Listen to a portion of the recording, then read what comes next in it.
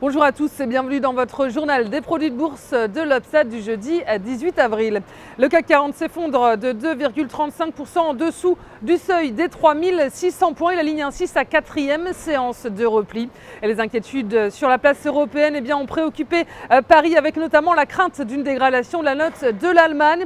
Et à cela s'ajoute la révision en baisse de la croissance de la France. Et du côté des valeurs, les bancaires sont en première ligne. Elles s'affichent en baisse, tout comme les valeurs cycliques, et le secteur automobile pâtit, lui, de la chute des immatriculations. Et outre-Atlantique, Wall Street termine dans le rouge, lui aussi après avoir évolué donc en territoire négatif tout au long de la séance. Les marchés américains sont sous le coup de résultats d'entreprises bien en dessous des attentes. Yahoo et Accor affichent une légère baisse de leur chiffre d'affaires alors que les prévisions se montraient un peu plus optimistes. Et même chose pour Bank of America qui entraîne dans son sillage les autres valeurs bancaires. Et Intel est en ligne avec les attentes, mais le fabricant de microprocesseurs pâtit de la mauvaise santé du secteur des PC. Un changement radical donc par rapport à hier, puisque les investisseurs avaient très bien accueilli les bons résultats de Coca-Cola ou ceux du fabricant de produits pharmaceutiques Johnson & Johnson.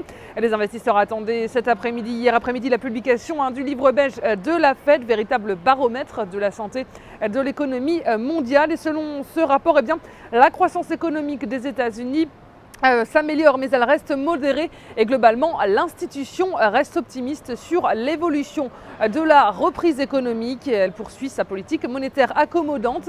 Cela n'a pourtant pas fait évoluer la tendance. Les bourses américaines ressortent toujours en repli à cause des craintes sur la croissance mondiale, et ces craintes ont fait plier les prix des matières premières. Le cours du pétrole a baissé de plus de 2% à New York.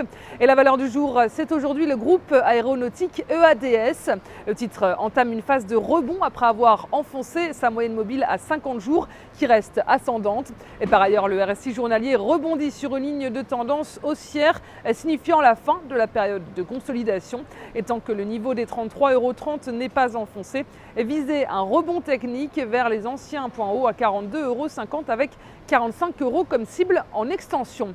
Et la stratégie qui vous est proposée pour jouer cette valeur, c'est l'achat du Warrant Call EADS à 4715 T d'Unicredit au prix d'exercice de 40 € et d'échéance au 6 décembre 2013. Voilà, c'est tout pour aujourd'hui. Très bonne journée et à demain.